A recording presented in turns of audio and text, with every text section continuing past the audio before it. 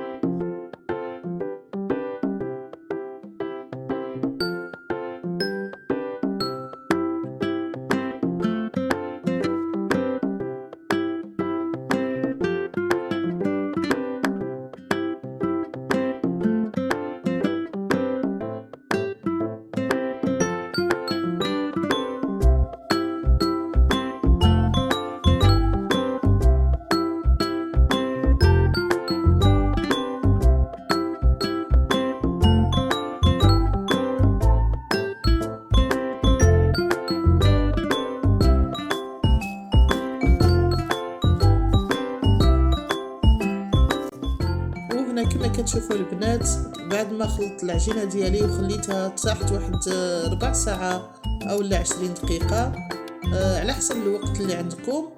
وهنا كما كتشوفوا معايا كنعبر 18 غرام في واحد الكويره باش كيجيو هاد العبار كيجيو هما هادوك العبار ديال الكويغطات. الا بغيتو ديروهم كبارين على هذا تقدروا ديروا حتى 20 غرام. انا 18 غرام بعد ما كيطيبوا كيجيو هما هادوك.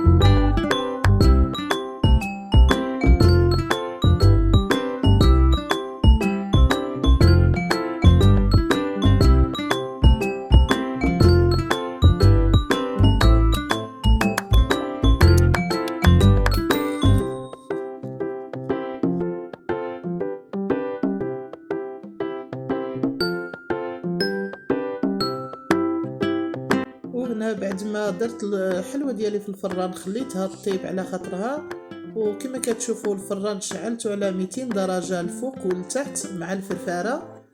وهنا كما كتشوفوا الكنافه راه كاينه كتباع الكنافه فيرميسيل مقطعه ديجا بعدا. وما لقيتش انا داك الكنافه هنا من حيث المدينه ديالنا راه غير صغيره وصافي ما كاينش الحوانت زعما ديال المواد ديال الحلوى بزاف. وشريت هاد الكنافه فيها شويه ديال التعب، خاصك المهم تخدميها مزيان، خاص تفرتيها مزيان كامله ما تبقاش شي مورسو هكا صايم. كما كتشوفوا راه حليتها كامله بلا زيت بلا والو، غادي ندخلوها للفران تحمر، ولكن خاصكم تردوا معها البال راه دغيا كتحمر. وغادي نخرجوها نفرتوها صافي نخدموا بها.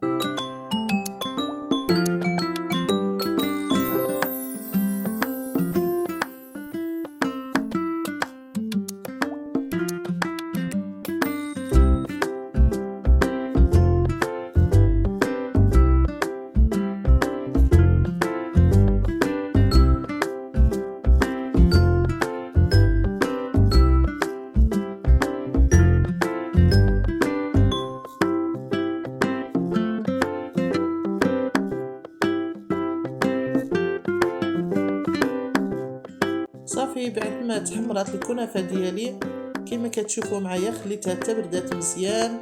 صافي هكا فردتها بين يديا.